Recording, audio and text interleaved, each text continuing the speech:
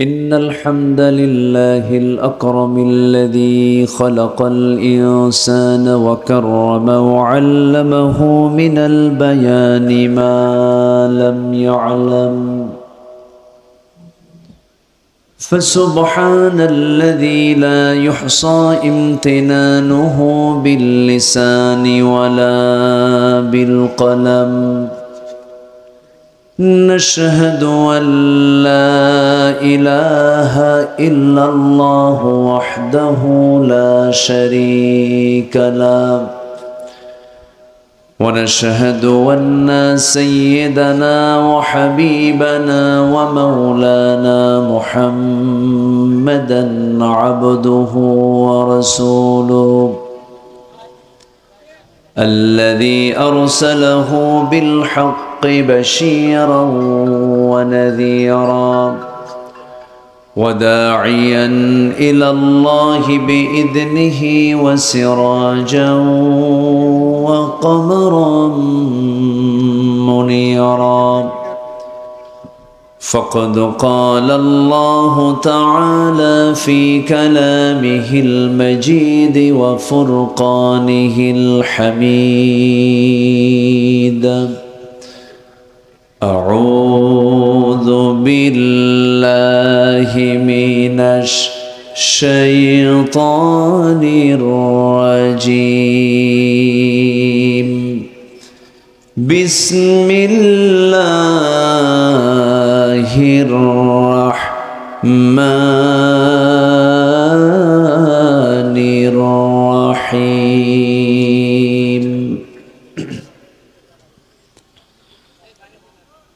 إن الذين آمنوا وعملوا الصالحات كانت لهم جنات الفردوس نزلا.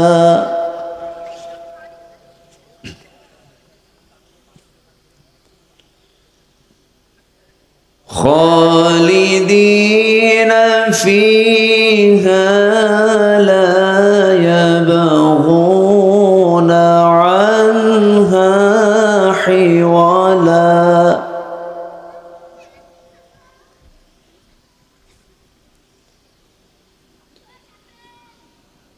قل لو كان البحر مدادا لكلمات ربي لنفد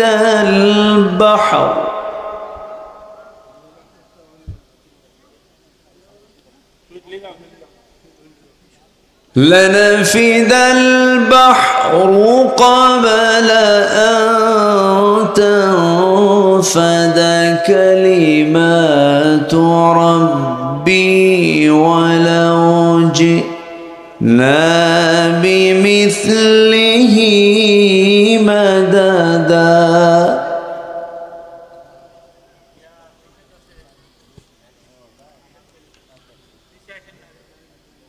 قل إنما أنا بشر مثلكم يوحى إلي أنما إلهكم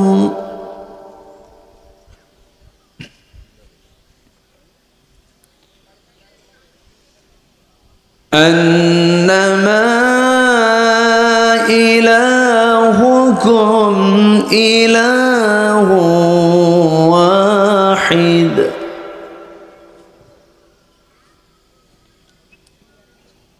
فمن كان يرجو لقاء ربه فليعمل عملا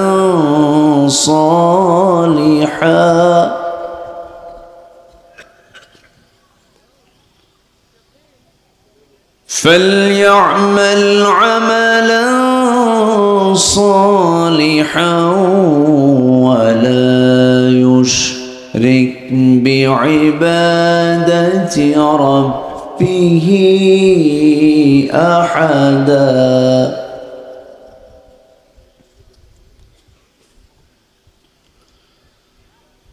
الله أكبر بسم الله الرحمن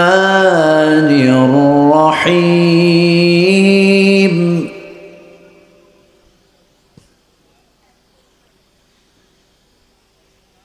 إن الله وملائكته يصلون على النبي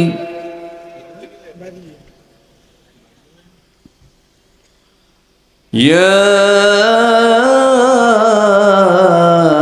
أيها الذين آمنوا صلوا عليه وسلموا تسليما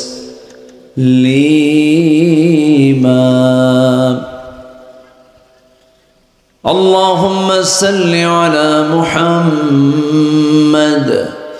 وعلى آل محمد كما صليت على إبراهيم وعلى آل إبراهيم إنك حميد مجيد اللهم بارك على محمد وعلى آل محمد كما باركت على إبراهيم وعلى آل إبراهيم إنك حميد مجيد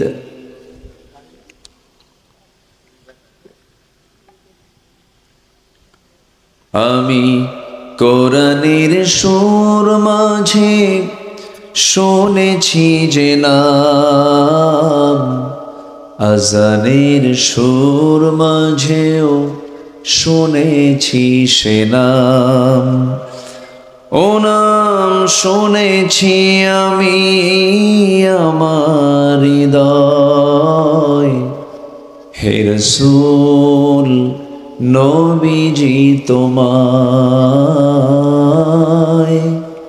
হে রাসূল নবীজি তোমায় সবাই একযোগে বলছি সাল্লাল্লাহু আলাইহি ওয়াসাল্লাম। বাংলাদেশের উত্তরাঞ্চলের সবুজ বেষ্টিত অঞ্চল রাজশাহী জেলার চারঘাট উপজেলার চর মুক্তারপুর ঈদগাহ গোরস্থান মাহফিল ইন্তেজামিয়া কমিটি কর্তৃক আয়োজিত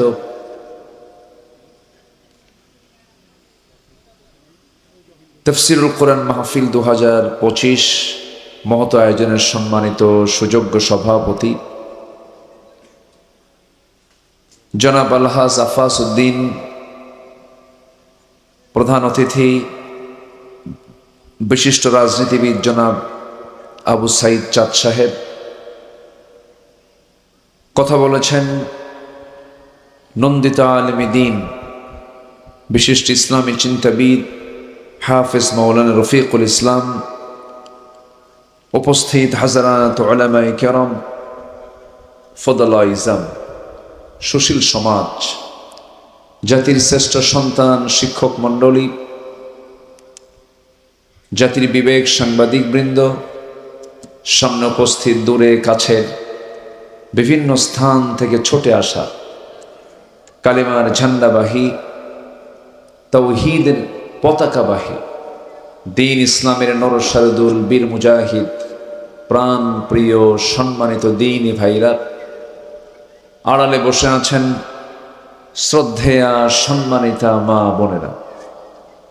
আলোচনার সূচনায় আনুষ্ঠানিকতার মধ্য দিয়ে আমার পক্ষ থেকে আবারও দিল খোলা সালাম, আসসালামু আলাইকুম ওয়া রাহমাতুল্লাহি ওয়া বারাকাতুহু। সবাই কেমন আছেন? সবাই কেমন আছেন? যে আমাকেও প্রশ্ন করে ফেলেছেন।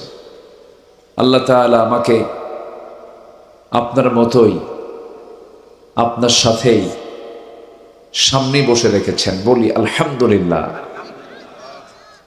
মহান রব্বুল আলামিনের শুকরিয়া যে মহান আল্লাহ সুবহানাহু ওয়া তাআলা আমাকে আপনাকে একটি মুক্ত পরিবেশে, মুক্ত মঞ্চে কোরআনকে শোনার সুন্দর একটি অনুকূল পরিবেশ তৈরি করে দিয়েছেন, যা আজ থেকে ৮-৯ মাস আগেই ছিল না।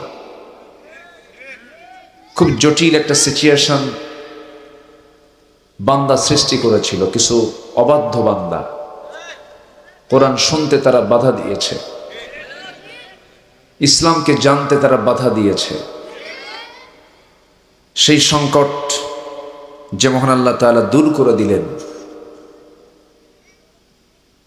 প্রত্যেকটা মাহফিল কমিটির থানায় গিয়ে অনুমতি নেওয়া লাগতো। থানায় যাওয়া আসা করতে করতে কমিটির জুতার তলা ক্ষয় হতো, তবুও মাহফিলের পারমিশন মিলত না। এখন উল্টা পুলিশরা ফোন দিয়ে বলে কিছু লাগবে কি, উল্টা বলে। এই একটা অনুকূল পরিবেশ আমরা পেয়েছি। যে মহান আল্লাহ সুবহানাহু ওয়া তাআলা আমাকে আপনাকে এমন সুন্দর একটি অনুকূল পরিবেশ তৈরি করে দিলেন, সেই মহান রবের শানে বলে উঠছি আলহামদুলিল্লাহ। আবারও বলছি আলহামদুলিল্লাহ। চিৎকার মেরে বলছি আল্লাহুম্মা ইন্নী আসআলুকা আল হুদা ওয়াত তুকা ওয়াল আফাফা ওয়াল গিনা। সবাই বলি আল্লাহুম্মা আইন্নি আলা যিকরিকা ওয়া শুকরিকা ওয়া হুসনি ইবাদাতিকা। আমরা আল্লাহ তাআলার শুকর আদায় করে নিলাম। উঠতে একটু দেরি হলো, মাহফিলটা শেষ করতে যদি একটু দেরি হয়, সময় যদি একটু বেশি লাগে, আমাকে সময় দেবেন তো? সবাই সময় দিতে রাজি আছেন? জোরে বলি ইনশাআল্লাহ। সাউন্ডগুলো একটু সুন্দর করে, সাউন্ডটাকে একটু মিষ্টি করার চেষ্টা করেন। আর এই দুটা ফ্যান বন্ধ করে দেন, এই দুটা ফ্যানও ওয়াজ করতেছে, দুটা ফ্যানও বন্ধ করে। এটা তো মেশে, এটা তো ফ্যান, এটা সাইক্লোন। ব্যাস, তো এটা বোঝেন না আপনারা? জি। সম্মানিত ভাইয়েরা,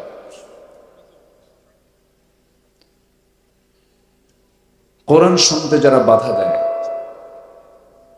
কোরআন শুনতে যারা বিভিন্ন জটিলতা সৃষ্টি করে, তারা কি মানুষ? আসতে বলুন, তারা কি মানুষ? কোরআন শুনলে ঈমান কমে না বাড়ে? কার কথা? আল্লাহর কথা। জাতি গঠন করার জন্য কোরআন ছাড়া কি জাতি গঠন সম্ভব? ব্যক্তি, সমাজ, পরিবার, রাষ্ট্র গঠনে কোরআনের বিকল্প কোনো পথ আছে বলেন তো? নাই। একটা জাতির পরিবর্তনের জন্য, একটা ব্যক্তির পরিবর্তনের জন্য, সমাজ পরিবর্তনের জন্য যে আল্লাহ আকাশের সূর্য বানিয়েছেন, সে আল্লাহ কোরআন দিয়েছেন। যে আল্লাহ সাবআ সামাওয়াত, 7 আকাশ তিনি সৃষ্টি করেছেন, তিনি কোরআন নাজিল করেছেন। কোরআন তার পক্ষ থেকে এসেছে, যিনি গোটা পৃথিবীর সকল সৃষ্টির তিনি সৃষ্টিকারী। আল্লাহু আকবার বলেন। এই পৃথিবীতে যা দেখি সব কার অবদান? আরো জোরে বলেন, কার অবদান? না প্রকৃতির অবদান? কথাটা বুঝলেন আপনারা? এরকম বলে কিন্তু সব প্রকৃতি, প্রকৃতির মালিককে আল্লাহ তাআলা। আমার আল্লাহ তাআলার যত সৃষ্টি আছে, যত সৃষ্টি রাজি আছি, সকল সৃষ্টি রাজির উপরে আল্লাহ রাব্বুল আলামিন বান্দার উপরে দয়া করে, সবচাইতে মায়া করে বান্দাকে যেটা দিয়েছেন তার নাম হলো কোরআন। জোরে বলি সুবহানাল্লাহ। যারা পারেন ঠোঁট মিলে আমার সঙ্গে বলুন, আর রহমান আল্লামাল কুরআন খালাকাল ইনসানা আল্লামাহুল বায়ান আশ-শামসু ওয়াল কামারু বিহুসবানিন ওয়ান নাজমু ওয়াশ-শাজারু ইয়াসজুদান। সূরাটার নাম কি বলুন? কি সূরা? এই সূরার ভিতরে আল্লাহ রাব্বুল আলামিন বারবার একটা আয়াত বারবার রিপিট করেছেন, বান্দাকে জিজ্ঞাসা করে বারবার একটা আয়াত বলেছেন, ফাবিআইয়ি আলা'i রাব্বিকুমা তুকাযযিবান। বান্দা তুমি আমার কোন কোন নিয়ামতকে অস্বীকার করবে? আমার নিয়ামতকে অস্বীকার করার কোনো সুযোগ তোমার নাই, আমি তোমাকে সেই সুযোগে দেই নাই। আল্লাহ রাব্বুল আলামিন এই সূরার ভিতরে অনেক নিয়ামতের কথা বর্ণনা করি, বারবার এই প্রশ্ন বান্দাকে করেছেন। এই সূরাটার শুরুতে আল্লাহ রাব্বুল আলামিন নিজের গুণবাচক শব্দ, গুণবাচক নাম প্রয়োগ করে তিনি কোরআন নিয়ে আগে কথা বলেছেন, আর রহমান আল্লামাল কুরআন। তিনি রহমান, যিনি দয়া করে বান্দাকে কোরআন শিক্ষা দিয়েছেন। জোরে বলি সুবহানাল্লাহ। সবচাইতে বড় নিয়ামত আল্লাহর পক্ষ থেকে কোরআনে কারীম। সম্মানিত ভাইয়েরা, সেই কালামে হাকিম থেকে কিছু কথা, এই বিশাল দরিয়া থেকে কিছু কথা আমি বলতে চাচ্ছি। ওয়ামা তাওফীকি ইল্লা বিল্লাহ। সম্মানিত ভাইয়েরা, খুব বেশি সময় নেব তা না, তবে আমি সবাইকে নিয়ে একসাথে মাহফিলের পরে আমি ফিলিস্তিনবাসীর জন্য, মজলুম মুসলিম জনপদে যেখানে যেখানে মার খাচ্ছে মুসলমান, তাদের জন্য একসাথে আমরা আল্লাহর কাছে চাবো, দোয়া করব। সবাই থাকবেন না শেষ পর্যন্ত? আমাকে কি সবাই সময় দেবেন না ইনশাআল্লাহ? আল্লাহ কবুল করুন। জোরে বলি আল্লাহুম্মা আমিন। আমার দিকে তাকান। সম্মানিত ভাইয়েরা, আমরা একটি সুন্দর অনুকূল পরিবেশ যে পেয়েছি, এটা ৭১-এর পর থেকে নিয়ে আজ পর্যন্ত অনেক গভর্নমেন্টকে আমরা দেখেছি, ক্ষমতায় আসছে, চলে গেছে, পালাবদল হয়েছে, নিজেদের ভাগ্যের পরিবর্তন হলেও জাতির। সংসদ চালু থাকলেও সংসদে কোরআনের বিল উত্থাপন করতে মুসলমানরা ব্যর্থতার পরিচয় দিয়েছে। সম্মানিত ভাইয়েরা, সম্মানিত বন্ধুগণ, কালামে হাকিমকে শুধু নামাজের কিতাব মনে করলে সম্পূর্ণ ভুল হবে। এই কোরআন শুধু নামাজের কথা বলে না। এই কোরআন এমন কোনো সাইড নাই যে বিষয়ে কোরআন কথা বলে না। সম্মানিত বন্ধুগণ, মানব জীবনের জন্য যা প্রয়োজন, কোনো কিছুর একটু অপূর্ণতা এই কিতাবের মধ্যে নেই। এমন কোন সাবজেক্ট নাই যা বাদ পড়েছে। সব কথা আল্লাহ পাক কোরআনে কারীমের মধ্যে বলে দিয়েছে। সব। আপনি কি চান? আপনি তাহলে যে কিতাবে কোনো কিছু বাদ পড়লো না, সেই কিতাবকে আমরা রাষ্ট্রীয় পর্যায় থেকে রেখেছি না বাদ দিয়েছি? আসতে কয়, রেখেছি না বাদ দিয়েছি? আলহামদুলিল্লাহ। না কি কবেন? কিছু তো বলেন না আপনারা, একটু কিছু বলেন। কোরআনে কোনো কিছু বাদ পড়ে নাই, কিন্তু আমরা সেই কোরআনটাকে আমরা নিজেরা বাদ দিয়ে দিচ্ছি। এটা তো শুভ সংবাদ না নাকি? বলি, কি বলবেন? নাউজুবিল্লাহ। বলেন কি? নাউজুবিল্লাহ। আমরা ওই সমস্ত আকীদাকে লালন করি না। আমরা আকীদা লালন করে ইনিল হুকমু ইল্লা লিল্লাহ, সৃষ্টি যার, হুকুম চলবে তার। আলা লাহুল খালক ওয়াল আমর। হুকুম একমাত্র কার হুকুমে চলবে? সবকিছু আল্লাহর হুকুমে চলবে। চুরি এটা একটা অপরাধ, ডাকাতি একটা অপরাধ, জেনা একটা অপরাধ। আজকে বেলকুচি, সিরাজগঞ্জের বেলকুচিতে একটা নিউজ দেখলাম, 6 বছরের একটা মেয়েকে ধর্ষণ করা হয়েছে। এরকম করে রীতিমতো চলছেই।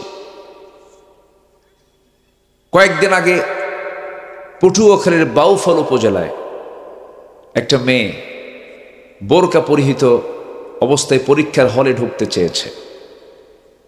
তাকে কোন এক অফিসার, নন মুসলিম একজন অফিসার তাকে বলেছে, শর্ত হলো পরীক্ষার হলে ঢুকতে দেব, বোরকা পরা যাবে না।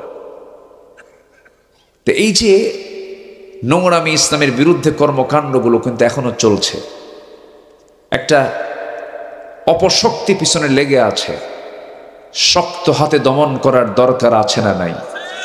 আসতে বলবেন না, আছে না নাই? এ রাষ্ট্রকে বিভিন্নভাবে বিশ্বের দরবারে অপপ্রচার চালিয়ে বিভিন্ন নাটক সাজানো হয়েছে দীর্ঘ 16 বছরে। জঙ্গির মামলা দেওয়া হয়েছে, যেটা জামিন অযোগ্য মামলা, জামিনযোগ্য নয়। এই ফাঁদে পড়েছেন বহু আলেম ওলামা, কিন্তু সেই জঙ্গির নাটক কিন্তু এখন আমরা 8 মাস যাবৎ দেখি না। আছে কি কোথাও কি দেখছেন যে জঙ্গির অভিযানে কেউ বের হয়েছে? এরকম কি দেখছেন? র্যাব, কোবরা, সিতা, পুলিশ, সোর্স কেউ গেছে কি? এরকম দেখছেন আপনারা 8 মাসে? 8 মাসে কিন্তু কোনো জঙ্গি অভিযান পরিচালিত হয়নি, পরিচালনা হয়নি। জঙ্গির কোনো নাটক মঞ্চস্থ হয়নি। জঙ্গির নাটক মঞ্চস্থ হবে কেমনে? জঙ্গি নাটকের যিনি নাট্যকার তিনি তো এখন দেশেই নাই, দিল্লি গিয়ে বসে আছে।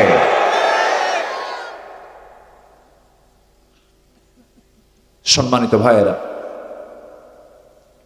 ইসলামকে নিশ্চিহ্ন করার জন্য মরিয়া হয়ে উঠেছে একটা অপশক্তি আমার দেশে। এখনো তারা ঘাপটি মেরে বসে আছে।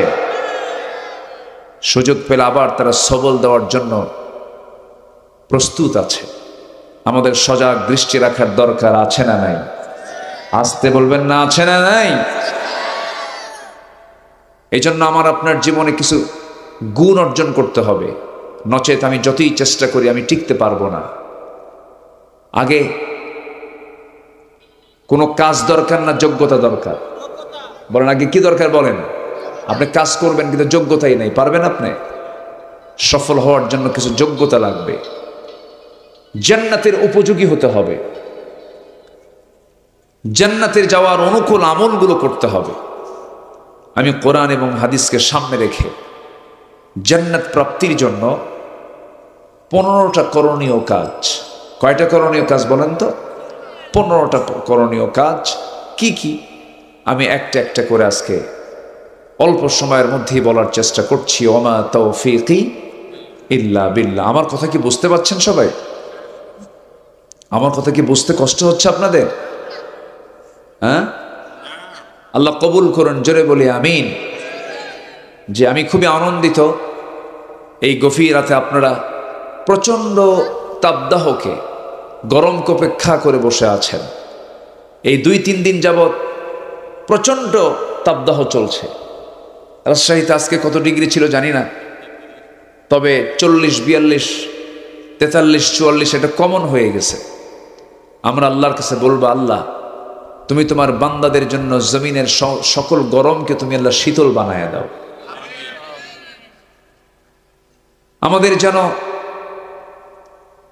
কষ্টের কারণ না হয়। আল্লাহ তুমি আমাদের জন্য সকল পরিবেশের সকল কিছুকে তুমি আল্লাহ ইজি, স্বাভাবিক করে দাও। জোরে বলি আল্লাহুম্মা আমিন। অতি ঠান্ডাও বেকায়দা, অতি গরমও বেকায়দা, এবং এটাকে আমরা রহমত মনে করব না, এটা আল্লাহ পাকের পক্ষ থেকে সিগন্যাল, এটা ভাববো আমরা। সম্মানিত ভাইয়েরা, সবাই কি জান্নাত পেতে রাজি আছেন? সবাই কি জান্নাত চান? নামাজ না পড়ে, নামাজ না পড়ে জান্নাত চাওয়ার লোক আমার দেশে কম না বেশি? বলেন, বলেন বেশি। 100-তে 5 জন নামাজ পড়ে। 100 জনে কয়জন? বাকি 95 জনকে আপনি প্রশ্ন করুন, ভাই তুমি কি জান্নাত পেতে চাও? হ্যাঁ, অবশ্যই জান্নাত পেতে চাই। নামাজ না পড়ি ঈমান কি নাই আমার? আবার যদি কেউ কোনো পীরের মুরিদ যদি হতে পারে একবার, বলে আমি তো পীরের মুরিদ হয়ে গেছি, হাসরের দিন আমার পীর কেবলার ঠ্যাং ধইরা এক চোটে জান্নাত পার হয়ে জাহান্নামে যাবে। যা তুই জাহান্নাম। জান্নাত যাওয়ার জন্য অন্যের আমল দরকার না নিজের আমল দরকার? অন্যের আমল না নিজের আমল? বান্দা শুধু ধান্দা খোঁজে, বাপ নামাজ পড়ে না, হুজুর ছেলেকে হিফজ মাদ্রাসায় দিছি। আমার ছেলে এত সুন্দর নামাজ পড়ে, এত সুন্দর ছেলে, হুজুর আপনি আমার ছেলেটার জন্য দোয়া করবেন। তা আমি বলি, ভাই আপনি হাফেজের বাপ হবেন, তো দাড়ি ছাড়া মোষ কেন? দাড়ি ছাড়া মোষ কেন? ইসলাম কি দাড়ি রাখতে বলে না মোষ রাখতে বলে? বলেন বলেন বলেন বলেন। আজকে সমাজের নেতাগুলো দাড়িওয়ালা না মোষওয়ালা? কি এটা কি সোজা কাম না উল্টা কাম? আমরা মোষওয়ালা হাইব্রিড জাতের নেতার নেতৃত্ব আমরা দেখতে চাই না। বেনামাজি নেতার নেতৃত্ব আর জমিনে চলবে না। সব দেখা শেষ, দেখেছি আমরা, সব দেখা শেষ করেছি। ৭১ থেকে ২০২৫ খুব আগাম নির্বাচনের জন্য সব অস্থির হয়ে গেছে। ইলেকশন ইলেকশন মানে কি জানেন? খাবো খাবো। আমি কি ভুল বলতেছি? এটাই তো।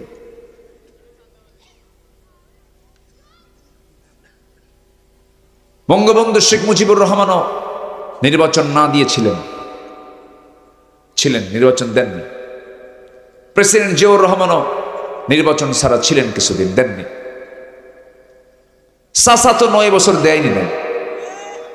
চাচা কয় বছর? আর বিগত সরকার কত বছর? ১৬ বছর। ফেরাউন বেঁচে ছিল ১৬০০ বছর। সংখ্যার যে মিল হলো কেমনে বুঝলাম?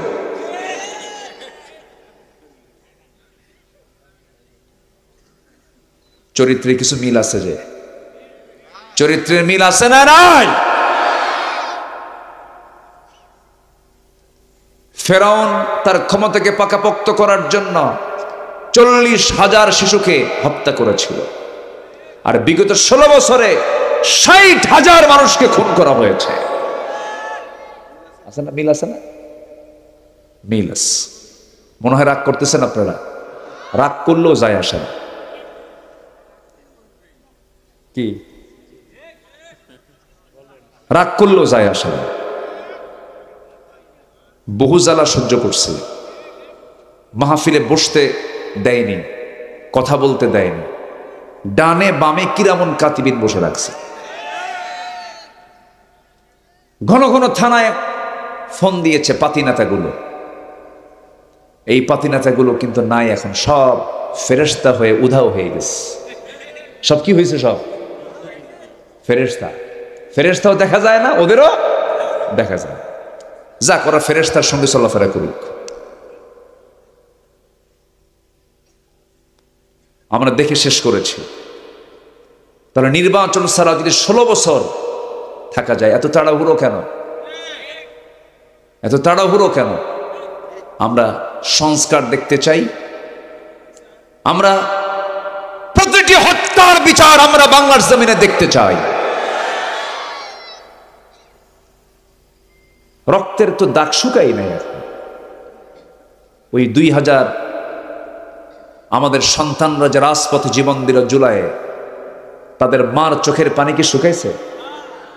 যার সন্তান মরছে সে বুঝে।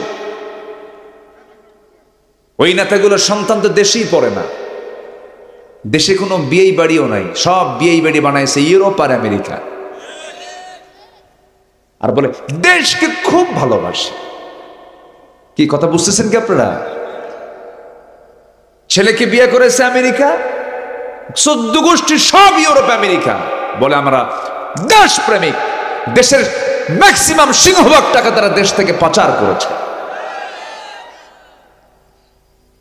একটা পাগলও এই অঙ্ক বুঝে, একটা পাগলও বোঝে।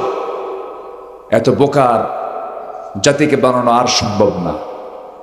জাতি সচেতন, জাতির সামনের দিকে এগিয়ে যাবে ইসলামকে সামনে রেখে। কেউ দেশ শাসন করেছে ৯ বছর, ১৬ বছর, ২৫ বছর। কেয়ারটেকার গভর্নমেন্টে কয়েক বছর, সব দেখা শেষ। আগামীর দেশ আমরা দেখতে চাই ইসলামের দেশ, কোরআনের দেশ। রাজি আছেন কারা কারা? হাত উঁচু করে দেখান মুসলমান।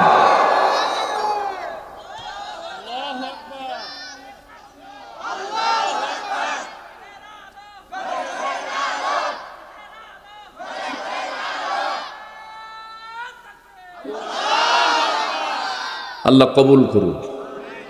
জোরে বলি আমিন, আরো জোরে আমিন। কষ্ট দিয়ে ফেলছি মনে হয়। সবাইকে জান্নাত পেতে রাজি আছি কি? নামাজ না পড়া বলেন কি? নামাজ পড়বেন তো সবাই? শুক্রবার রমজান মাস একদিন না 7 দিনই? বলেন জি। একদিন মানে জুমার দিন, 7 দিন মানে 5 ওয়াক্ত। বলি আলহামদুলিল্লাহ। আবার কিছু কিছু আছে সিজনাল মুসল্লি। কি মুসল্লি বলেন? আর কিছু আছে হলো বিপদ আলী। যখন বিপদ আসে তখন ধরে। বাপ মরে গেছে, জানাজায় যায়, ওযু ছাড়াই জানাজা পড়ে। কি ছাড়া? ওযু ছাড়া। এরকম মুসল্লি হওয়া যাবে না। জান্নাত পেতে হলে 1 নম্বর কন্ডিশন হচ্ছে নামাজ পড়বো আমরা কয় ওয়াক্ত? 5 ওয়াক্ত নামাজ। জান্নাত প্রাপ্তির জন্য 15টা করণীয়, একটাও কিন্তু বলি নাই। আমি আলোচনার সূচনায় সূরাতুল কাহাফের শেষ তেলাওয়াত করেছি। সূরাতুল কাহাফ, সূরাতুল কাহাফ। কাহাফ মানে হলো গুহা। কাহাফ মানে কি? পাহাড়ের গুহা। একটা পাহাড়, তার মাঝে যে কিছু গুহা থাকে এটাকে আরবিতে কাহাফ বলা হয়। কি বলা হয়? কাহাফ, দ্য কেভ। সূরাতুল কাহাফ। আল্লাহ রাব্বুল আলামিন أن أصحاب الكهف والرقيم كانوا من آياتنا عجبا। এই আয়াত থেকে কাহাফ নামটা নিয়ে, কাহাফ শব্দটা নিয়ে সূরার নামকরণ করা হয়েছে সূরাতুল কাহাফ। নাজিল হয়েছে মক্কায়। কোথায় কোথায় নাজিল হয়েছে? আমার নবীকে প্রশ্ন করা হলো আসহাবে কাহাফ কারা, জুলকারনাইনকে, রূহটা কি? এই 3টে বিষয়ে যখন প্রশ্ন করা হলো, আমার নবীজি বললেন তোমরা আমাকে যে প্রশ্ন করেছো এই প্রশ্নের জবাব আমি আগামীকালকে দেব। কিন্তু সেই দিন তিনি ইনশাআল্লাহ শব্দটা বলতে ভুলে গেছেন। সব কাজে ইনশাআল্লাহ বলার দরকার আছে না নাই? বলেন আছে না নাই? যে কোনো কাজ ভবিষ্যতের জন্য করব বলে ফেলবো ইনশা, অমুকের বাড়ি পুড়ে ফেলবো ইনশাআল্লাহ। হ্যাঁ, এটা বলা যাবে?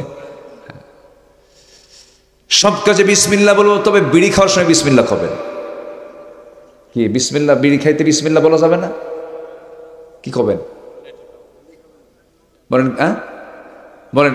তাহলে বিড়ি যদি খান আপনি, তাহলে বিড়ি খাওয়ার আগে কি কবেনটা কি বলেন? কি বলবেন বলেন? ভাত খেতে কি বলি আমরা? জোরে বলেন। ফল খেতে কি বলি? সব খাবারে কি বলি? গাছা খেতে কি বলে? আচ্ছা, দোয়া আছে। একটু চিন্তাও তো করি না যে এই যে স্মোকিংটা করছি, এই যে নেশাগুলো করতেছে, নেশা তো করার দোয়াও নাই। দোয়া বললে তো আরেক গুনাহ হবে। আবার খারাপ কামের কি দোয়া থাকে? আল্লাহ তোমার নামে চুরি করা শুরু করলাম।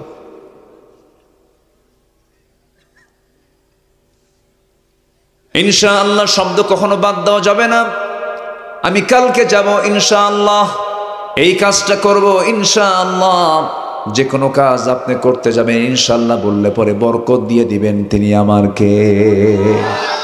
আমার নবী যে সেই দিন হঠাৎ করে সেই সবসময় ইনশাআল্লাহ বলেন, কিন্তু এই 3টা প্রশ্ন শোনার সঙ্গে সঙ্গে তিনি বলছেন এই 3টা প্রশ্নের জবাব আমি আগামীকালকে দেব ইনশাআল্লাহ। সেদিন বাদ পড়েছে। তিনি আয়াত নাজিলের অপেক্ষায় ছিলেন, ওহী নাজিলের অপেক্ষায় তিনি ছিলেন। 1 দিন 2 দিন 3 দিন 4 দিন 5 দিন 6 দিন 7 দিন চলে গেল। বেশ কিছু সময় যখন চলে গেল, শেষ পর্যন্ত আরবের কুরাইশরা বলে ফেলল মুহাম্মাদের রব মুহাম্মদকে ছেড়ে চলে গেছে। যেরকম নাউজুবিল্লাহ। এমন ধরনের হেয় প্রতিপন্ন করে আমার নবীর সামনে তারা গালমন্দ বিভিন্ন কটু কথা হেয় প্রতিপন্ন করে কথা বলা শুরু করে দিল। আমার নবী চুপচাপ থাকলেন। সঙ্গে সঙ্গে আল্লাহর পক্ষ থেকে আয়াত নাযিল হলো, ওয়ালা তাকুলান্না লিশাইইন ইন্নী ফাইলুন যালিকা গাদান ইল্লা আইয়াশা আল্লাহ। واذكر ربك إذا نسيت وقل عسى أن يهديني ربي لأقرب من هذا رشدا জোরে বলুন আল্লাহু আকবার। হে রাসূল, আপনি কখনো কোনো কাজের ইচ্ছা করতে নিয়ে কখনো ইনশাআল্লাহ শব্দটা বাদ দিবেন না, কখনো বলবেন না আমি আগামীকালকে এই কাজটা করব, কিন্তু ইনশাআল্লাহ বাদ দিবেন না, সাথে ইনশাআল্লাহ বলবেন। যে বান্দা সকল কাজে ভবিষ্যৎ কোনো কাজ বাস্তবায়নের জন্য ইনশাআল্লাহ বলবে, আল্লাহ তার সমস্ত কাজের মধ্যে 16 আনা বরকত দিয়ে ভরপুর করে দেয়। কার কথা? আল্লাহর কথা।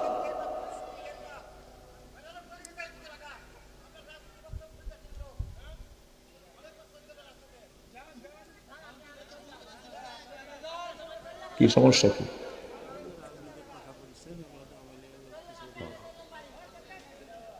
আচ্ছা, কোনো সমস্যা? কোনো সমস্যা আছে?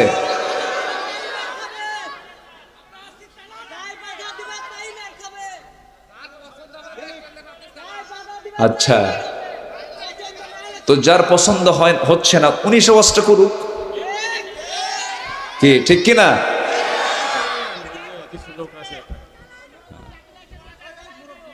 আমার দিকে তাকান, কিছু বলবেই তো, কিছু বলবেই তো, কিছু গায়ে লাগবে না? লাগবেই তো কিছু গায়ে। সম্মানিত ভাইয়েরা,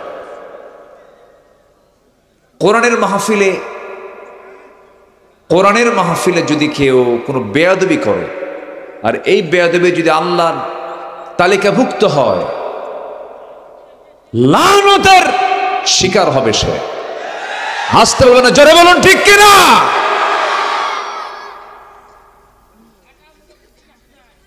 কষ্ট পাচ্ছেন? কষ্ট পাচ্ছেন? আল্লামা সাঈদীর মতো মানুষকে পরিকল্পিত নাটক সাজায় হত্যা করা হয়েছে কেন?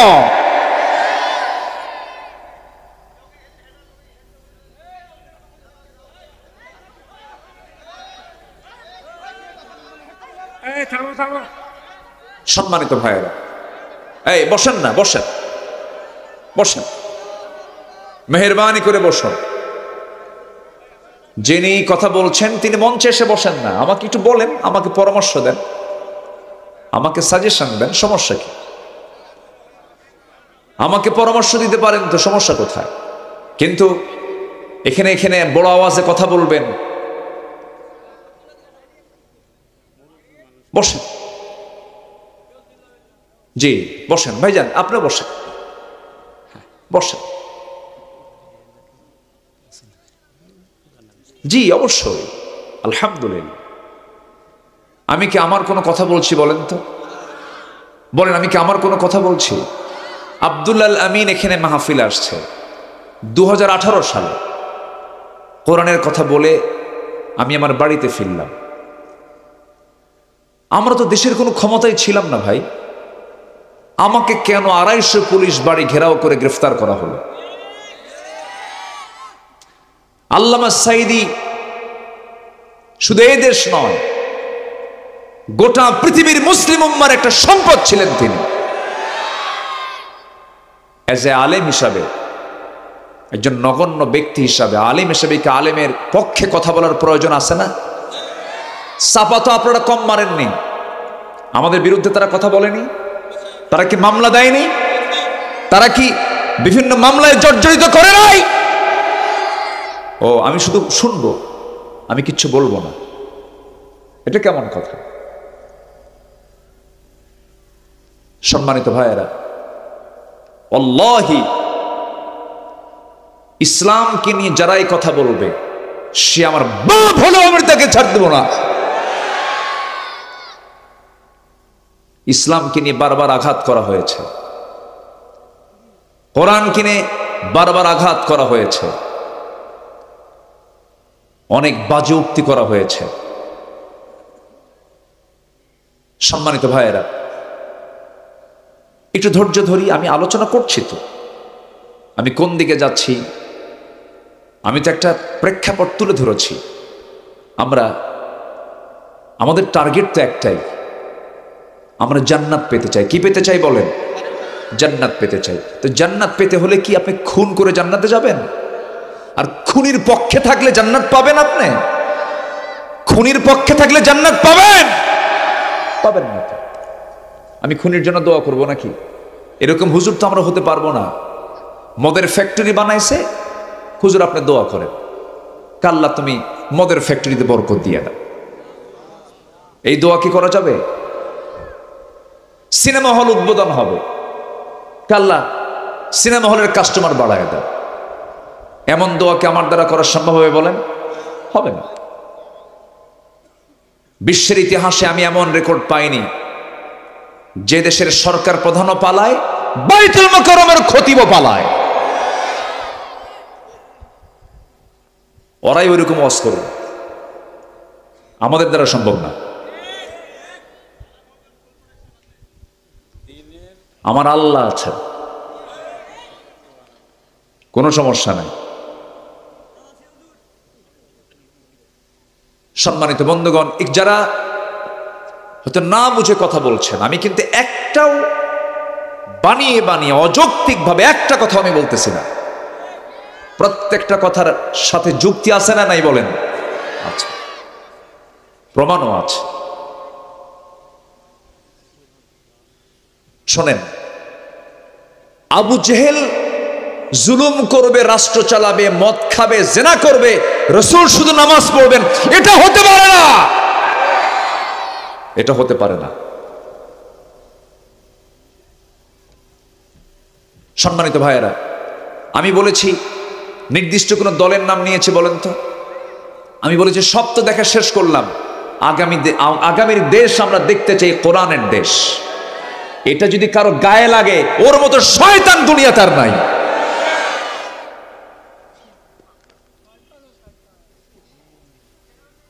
যারা কোরআন চায় না ওটা মুনাফিক। যারা কোরআন সব জায়গায় চায় না, ওদের ঈমান আনা হয় নাই, নতুন করে ঈমান আনতে হবে, নতুন করে ঈমান আনতে হবে। আবু জেহেল ঈমান আনতে চাইছিল। আবু জেহেল কইছিল, শোনো, মদও থাকুক, জেনাও থাকুক, নামাজও থাকুক, তোমার ধর্ম 6 মাস, আমার ধর্ম 6 মাস, তোমার মানে বিয়ে করব, বউ খ্রিস্টান, আমি মুসলমান। ওদের ধর্ম তো এটাই। তো আসতে কোন কেন? স্বামী খ্রিস্টান, স্বামী মুসলমান, বউটা হলো খ্রিস্টান। বাচ্চা কি হবে কোন? বাচ্চা কি হবে? গাধার ঘোড়ার মিলনে যে বাচ্চা, তার নাম হলো খচ্চর। খচ্চরদের নেতৃত্বে বাংলার জমিনে বাস্তবায়ন হতে দেব না।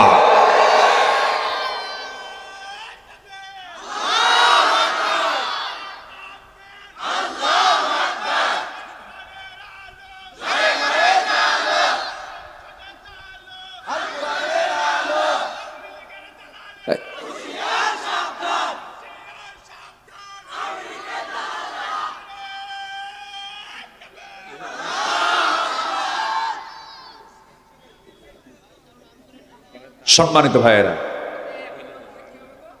সম্মানিত বন্ধুগণ, আমরা মাহফিলটাকে সকল কিছুর ঊর্ধ্বে রাখতে চাই। বলি আলহামদুলিল্লাহ, জোরে বলি আলহামদুলিল্লাহ। কষ্ট পাচ্ছেন নাকি? কষ্ট মনে করা যাবে না।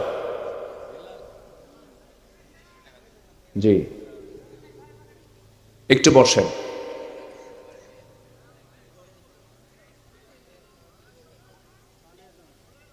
আমারে 2018 সালে কোনো কারণ নাই আমাকে গ্রেফতার করে নিয়ে চলে গেল। থানায় ঢুকলাম, ওসি সাহেব কান্দে। আমারে দেখো, ভাই ভাই কান্দেন কেন? হুজুর আপনাকে দেখে খুব মায়া লাগতেছে। ধরলেন কেন? হুজুর কি করবো, চাকরি বাঁচান তো ফরজ। আমি বললাম ইমান বাঁচান তো নফল। এগুলোই চলেছে। সব সেকলকে ভেঙ্গে চুরমার করে দিয়েছে। পুলিশরা গুলি করে, পুলিশের সন্তান রাজপথে নেমে লড়াই করে, ঠিক কিনা? সম্মানিত ভাইয়েরা, রাগ করা যাবে না। মন খারাপ করবেন কেন? মন খারাপ করলে তো সমস্যা। যা বাস্তব তাই বলছি। ব্যক্তি জীবনে ইসলাম নাই, পারিবারিক জীবনে ইসলাম নাই, এগুলো আমরা বুঝি সবকিছু। ইসলাম মানবে, নেতৃত্ব মানবো, ইসলাম মানবে না, নেতৃত্ব মানবো। সোজা কথা। বলেন তো, এই দেশে যত দল আছে, ম্যাক্সিমাম দলের নেতাদের কর্মীদের উদ্দেশ্যে কি নামাজের কোনো বয়ান আছে? বলেন, নামাজের কোনো বয়ান আছে? নামাজের কোনো বয়ান নাই। জনসভার ডাক দেয়, জোহর হয়, আসর হয়, মাগরিব হয়, এশা হয়। নেতাও নামাজ পড়ে না, কর্মীও নামাজ পড়ে না। যে নেতা নামাজ পড়ে না, নামাজের কর্মসূচি যে নেতৃত্বে নাই, ওই দল করা হারাম, ওই নেতৃত্ব মানে হারাম, হারাম, হারাম, হারাম। কথা ক্লিয়ার? কথা ক্লিয়ার একদম। এই বক্তব্য শুধু আপনি শুনছেন, গোটা দুনিয়া শুনতেছে, গোটা দুনিয়া। শুধু চারঘাটে কথাগুলো যাচ্ছে না, কোটি কোটি মানুষের কাছে আলোচনা চলে যাচ্ছে। আমরা মেপে মেপে কথা বলি, আজে বাজে কোনো কথা আমাদের মুখ থেকে বের হয় না। 27 বছর মাহফিল অঙ্গনে কথা বলি, 27 বছর। রাজশাহীর মাদ্রাসা মাঠ, পাবনার দারুল আমান ট্রাস্ট, এবার চিটাগাংয়ের প্যারেড ময়দান 18 বছর ফেরেশতারা মাহফিল বন্ধ রাখছিল, এবার মাহফিল শুরু হয়েছে। সিলেটের এমসি কলেজ মাঠ এবার শুরু হয়েছে। মাহফিলগুলো সব বন্ধ করে রাখা হয়েছিল। নাটক তো ঠিকই চালাইছেন, সিনেমা ঠিকই চালাইছেন, আকাম কুকাম, মদের বার, নাইট ক্লাব, জেনার লাইসেন্স, মদের লাইসেন্স সব দিয়েছেন। আমরা দোয়া করে দেব না? আমরা দোয়া করে দেব। আমরা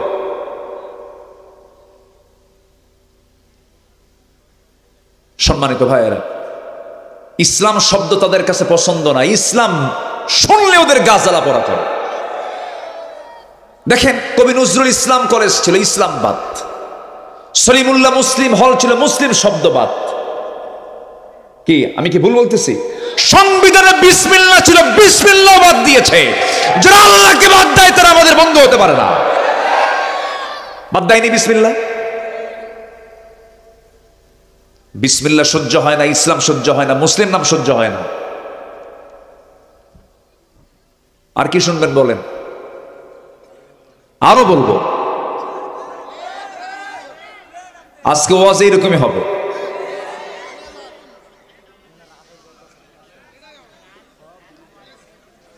দু হাজার পঁচিশ সালের এপ্রিল মাসে এই কথা বলবেন, আমরা মেনে নেব। আমার ভাইকে খুন করা হয়েছে, আমাদের আলেম ওলামাকে দুপা খাড়া করে টাঙ্গায় পিটানো হয়েছে। আমরা ওইরকম প্রতিশোধ নিতে জানি না। আমরা, আমাদের মধ্যে দয়া মায়া কাজ করে, আমরা মহব্বত করি। ভাই আসেন, যা ভুল করেছি আমরা ঠিকঠাক করে কাঁধে কাঁধ মিলে জান্নাতের লাইনে উঠি। ইসলামের রাজনীতি আছে না নাই? আছে না নাই? যে বলবে রাজনীতির কথা কেন বলো এখানে, ও তো ইমানই নাই। ইসলামের রাজনীতি আছে না নাই? ওদের কথা কি জানেন?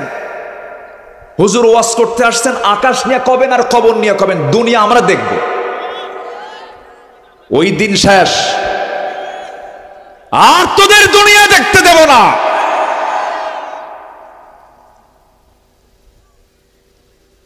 আঠারো বছর 16 বছর আমাদেরকে তাই বলছে। হুজুর ওয়াজ আসছেন, ভালো কথা, একটা কথাও কিন্তু বলা যাবে না, শুধু আকাশ নিয়ে কবেন আর কবর নিয়ে কবেন, দুনিয়াটা আমরা দেখব। কত বড় শয়তান দেখেন। সম্মানিত ভাইয়েরা, আমি দরদ নিয়ে বলি, আমি মোহাব্বত নিয়ে বলি, ভাইরে সবাই চলে যাব। জীবনের যোগ বিয়োগ যেটি মিলান না কেন, ভাগফল কিন্তু মৃত্যু। আপনি কিন্তু একা, আপনি কার পিছনে যাচ্ছেন এটা মাথায় নেবেন। হাসরের দিন আপনি যার পিছনে যাচ্ছেন তাকে নিয়ে কিন্তু আপনাকে হাসরে উঠতে হবে। আপনি কোন লিডারকে মানেন যে লিডার জানাজার নামাজ পড়াতে পারে না? হ্যাঁ, লজ্জা থাকা দরকার তো আপনার। আপনার দলের নেতা একজন হিন্দু হয়, আপনি তার অনুসারী হবেন, এটা কোন ইমানদার আপনি বলেন? আমি হিন্দু ভাইকে কটাক্ষ করছি না, হিন্দু ভাইরা হিন্দু ভাইদের নেতৃত্ব দিবেন, সমস্যা। মুসলমানের নেতৃত্ব হিন্দু দিতে পারবে না। কি দিতে পারবে? পারবে না। সম্মানিত ভাইয়েরা, আবু জেহেল বলে ফেলল, মোহাম্মদ 6 মাস তোমার 6 মাস আমার। রাসূল বললেন, এটা ইসলাম না। আপনার দিন আপনি নিয়ে থাকেন, আমার দিন আমি নিয়ে থাকি। ইসলামের ভিতরে কোনো হ জ ব র ল করা যাবে? ইসলাম ইসলামের জায়গায় থাকবে। ইসলাম কি বলে? যাকাত না সুদ? বলেন, ইসলাম যাকাত না সুদ? আমার দেশে কি আছে? এই 50 বছর যারা চালাইছে তারা কি না চালাইছে? তাহলে আমি কি সুদকে দোয়া করব? ইসলাম কি বলে? মেয়েরা কাপড় খুলে নাচবে না বোরকা পরে বের হবে? এখন কি করে বলেন? বলেন তো, আজকে কি এই দুনিয়া কি ঢেকে থাকা দুনিয়া না উলঙ্গ দুনিয়া? কথা বললেই দোষী হয়ে যায়। সম্মানিত ভাইয়েরা, ওই তো ওনার মেয়ে নোংরা হয়ে ঘোরাফেরা করবে, আকাম কুকাম করবে, রাজশাহী ইউনিভার্সিটিতে পড়বে, সামনে দিয়া ইডিস ফিডিস করবে, আর পুলিশ বলবে ভালো করে প্রেম করো, আমরা পাহারা দিচ্ছি।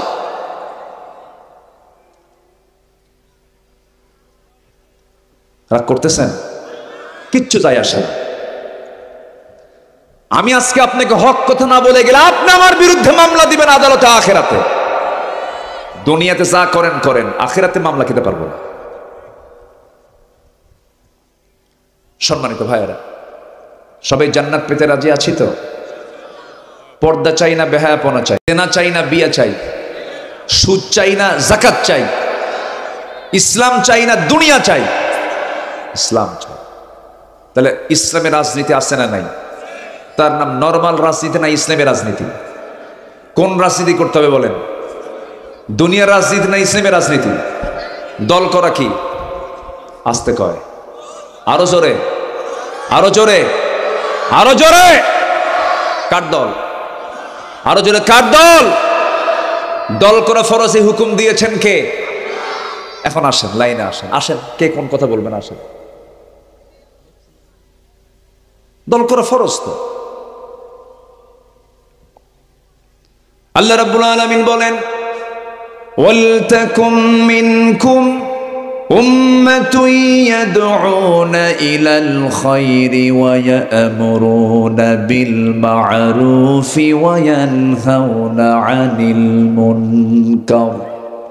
তোমাদের ভিতরে এমন একটা টিম থাকা দরকার, এমন একটা দল থাকা দরকার যারা সৎ কাজের আদেশ দেবে, অসৎ কাজের বাধা প্রদান করবে এবং মানুষকে ভালো কাজের দিকে ডাকবে এবং নিজে তারা ভালো ঈমান আনবে। কার কথা বলেন? আসতে বলবেন না, কার কথা? আমি চুরি করব না, কাউকে চুরি করতে দেব না। আমি জেনা করব না, কাউকে জেনা করতে দেব না। যদি কেউ ডাকাতি করে আমি তার হাত কেটে দেব, পা কেটে দেব। বিধানগুলো কার? আসতে বলবেন না, কার? আজকে যদি আপনি আমাকে এই সমস্ত কথাগুলো না বলতে দেন, আস-সারিকু আস-সারিকাতু ফাকতাউ আইদাহুমা, চোর চুন্নি চুরি করে ধরা পড়েছে, চোরেরও হাত কাটো, চুন্নিরও হাত কাটো। জেনা করে ধরা পড়েছে, প্রকাশ্যে তাকে ধরে নিয়ে তাকে পাথর মেরে গর্দানটা উড়াইয়া দাও। কার বিধান বলেন? তাহলে এই বিধান আসেন যারা আছেন, যদি বলেন যে এগুলো করা যাবে না, তাহলে ওই আয়াতগুলো কেটে দেন, কাটেন ওই আয়াতগুলো। কি ঠিক আছে না? আস-সারিকু আস-সারিকাতু ফাকতাউ আইদিয়াহুমা, চোর চুন্নি ধরা পড়ছে, হাত কাটো। আমাদের দেশে এই বিধান আছে? এটা কোথায় আছে বলেন? কোথায় আছে বলেন? তাহলে এই আয়াতকে মানবেন না? মানবেন কিনা বলেন? মানবেন, ঈমান আছে। মানবেন না কি নাই? ঈমান। ওই আয়াতকে কেউ কাটতে পারবে?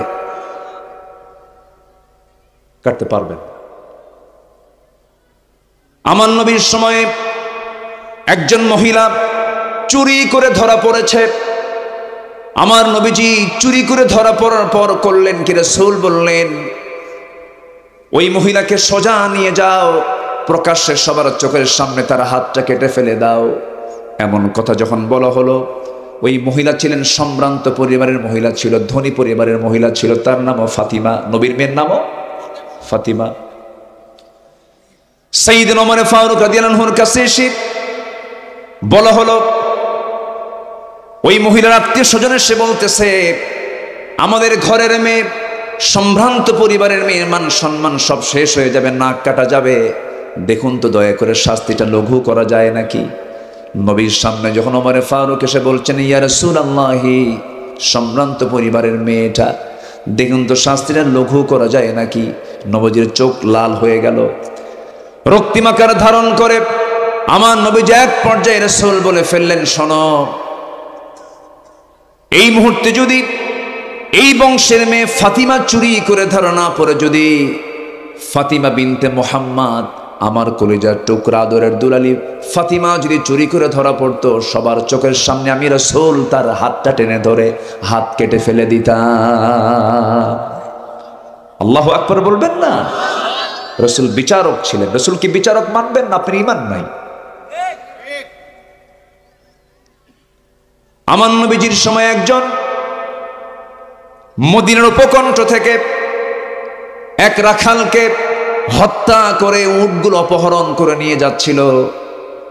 খুন করে যখন উটগুলো অপহরণ করে নিয়ে চলে যাচ্ছিল, নবীর কানে সংবাদ চলে এলো। রাসূল বললেন, ওই খুনিকে যেখানেই পাবে, অপহরণকারীকে যেখানেই পাবে ধরে ফেলো।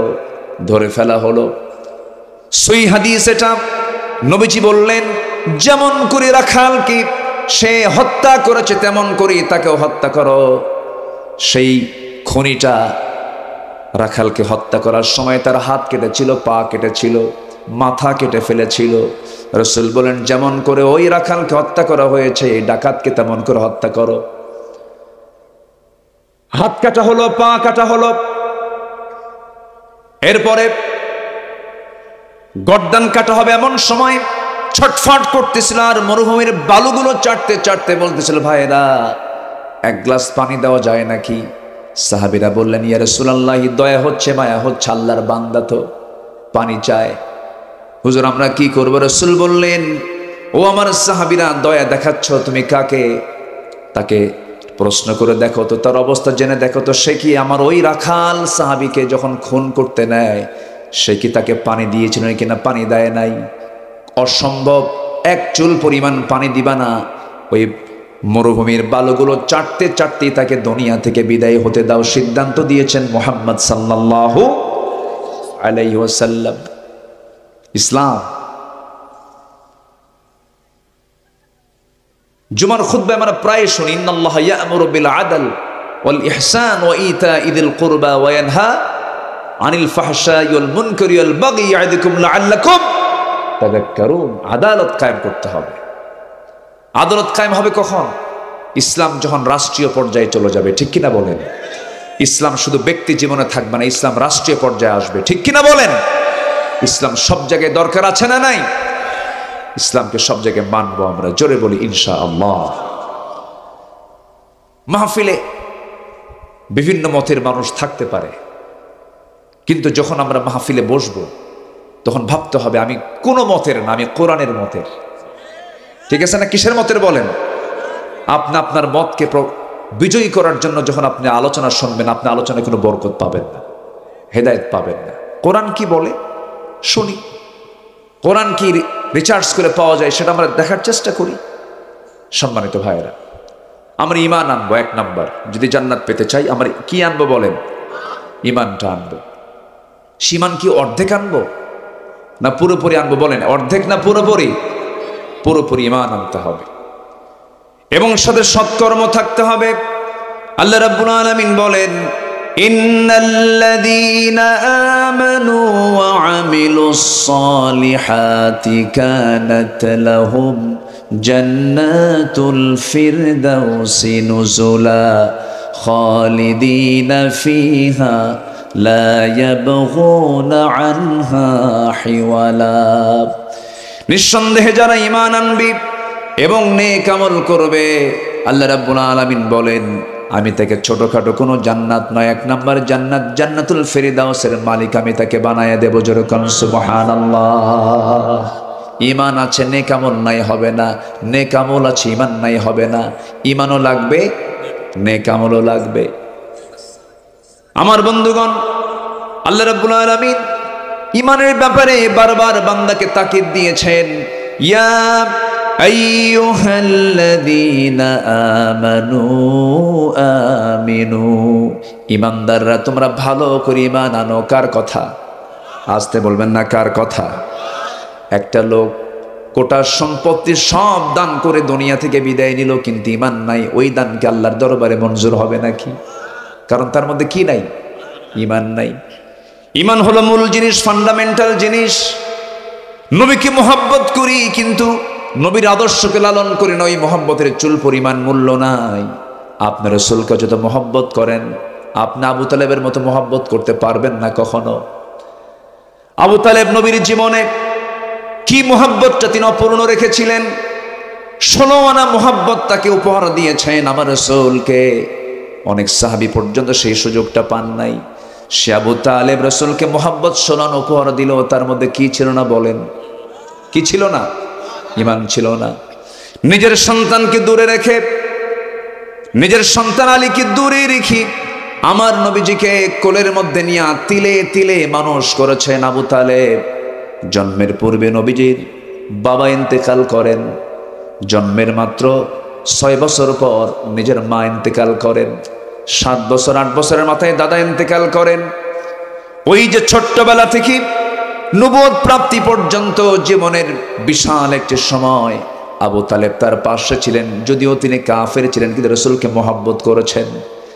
নবী যখন নবুয়ত পেলেন, আবু তালেব নিজেই তার কলিজার টুকরা সন্তান দুটা সন্তান জাফর এবং আলী রাদিয়াল্লাহু আনহু দুজনকে সন্তানকে নবীর হাতে তুলে দিয়ে বলে, মুহাম্মদ আমি জানি তুমি আল্লাহর নবী, সত্য নবী, তুমি সত্যবাদী মানুষ, তুমি ভালো মানুষ, তুমি সত্যিকারের আল্লাহর নবী। এই জন্য আমি আমার কলিজার টুকরা সন্তান দুটোকে আমি তোমার হাতে তুলে দিলাম।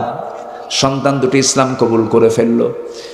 আমার নবীজি মাঝে মাঝে বলতেন, জোর করে বলতেন না কখনো।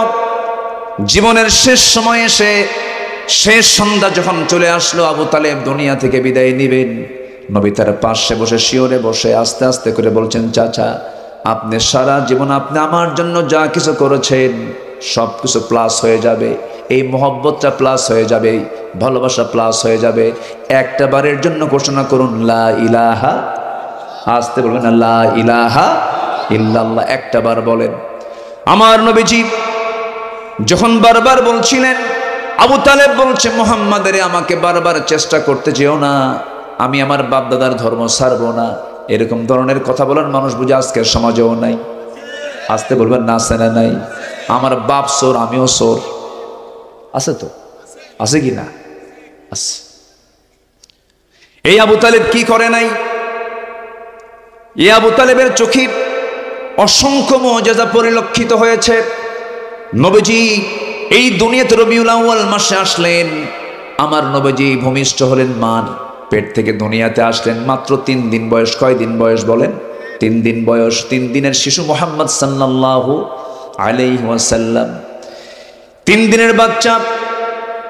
মা আমেনা সন্তানকে কোলে নিতে গেলে বারবার কান্নায় ভেঙ্গে পড়েন, বারবার কান্নায় ভেঙ্গে পড়েন। সন্তান কোলে নিলেই স্বামীর কথা মনে হয়ে যায়।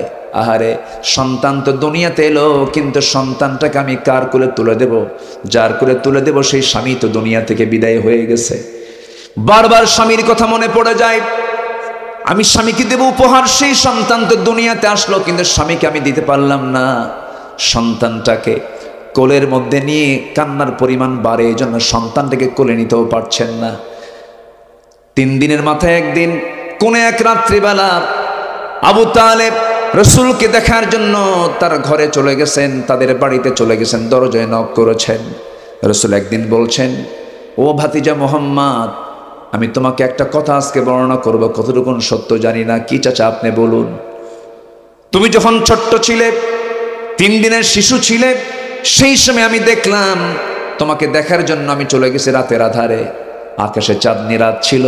আমি দেখতে পেলাম তোমার পাশে তোমার মা নাই, তোমার মা ডুকরে ডুকরে কান্দে, তুমি একাকী চাঁদনি আকাশের নিচে বসে শুয়ে আছো, হাত পা নড়াচড়া করছো।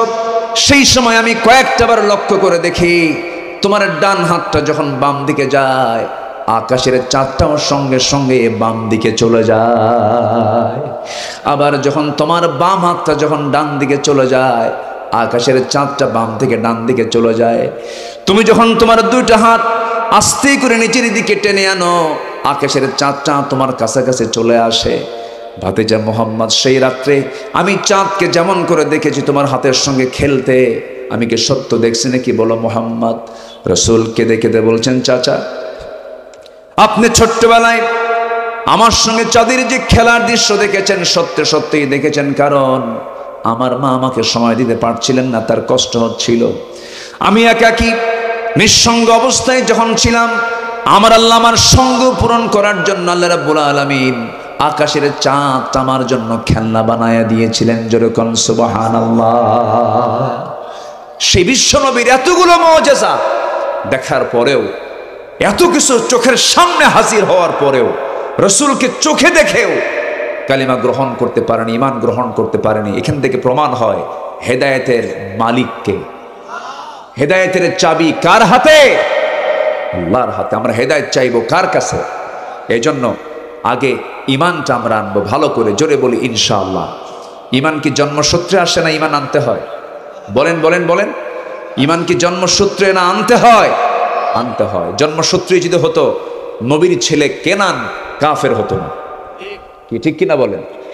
ঈমান যদি জন্মসূত্র হয়ে থাকে, ইব্রাহিম আলাইহিস সালাম একজন মুশরিকের সন্তান হয়ে ঈমানদার হতে পারতেন না।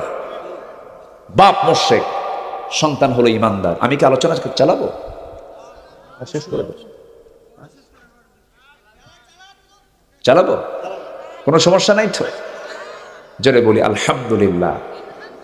অনেকে হয়তো বুঝেন নাই, অথবা যদি আমার কথায় যদি কেউ কষ্ট পেয়েও থাকেন, যদি কষ্ট পেয়েও থাকেন, হয়তো আপনার অপ্রিয় কথা হয়েছে, আমি কিন্তু আমার নিয়তটা, আমি কল্যাণের জন্য কথাগুলো বলেছি, এটা মাথায় নেওয়া যাবে না। সম্মানিত ভাইয়েরা, শ্রোতা বিভিন্ন প্রকার হয়। শ্রোতা অনেকে আসে, ভুল কেমনে ধরা যায়, এরকম শ্রোতা কিছু আসে না নাই বলেন তো?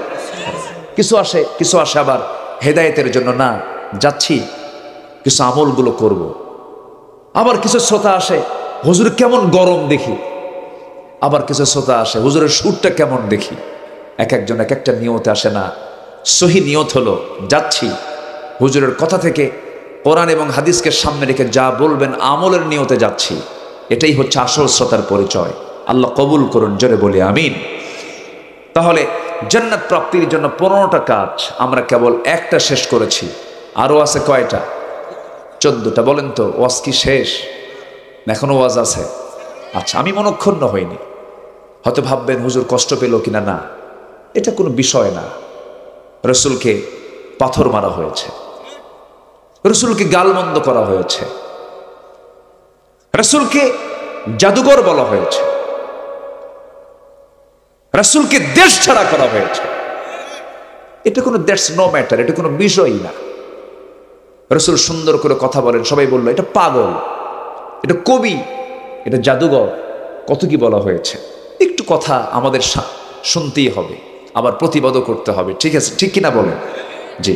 আমরা ওই সমস্ত ভাইদের জন্য দোয়া করি যারা হয়তো না বুঝে কিছু কথা বলে ফেলেছেন। আল্লাহ তুমি আমাদের এই কথাগুলোকে বোঝার তৌফিক তুমি আল্লাহ তাদের দিয়া দাও। জোরে বলি আল্লাহুম্মা আমিন, জোরে বলি আল্লাহুম্মা আমিন। সম্মানিত ভাইয়েরা, নাম্বার 2 হচ্ছে জান্নাত প্রাপ্তির জন্য 15টা কাজের 1 নাম্বার বললাম ঈমান এবং আমল। বলেন ঈমান এবং কি? ঈমান আছে আমল নেই, দাম নেই। আমল আছে ঈমান নেই, দাম নেই। ঈমানও লাগবে, আমলও লাগবে। ক্লিয়ার কথা? ক্লিয়ার? আচ্ছা, ব্যক্তিকে দিয়ে ব্যক্তি জান্নাত পাবে না।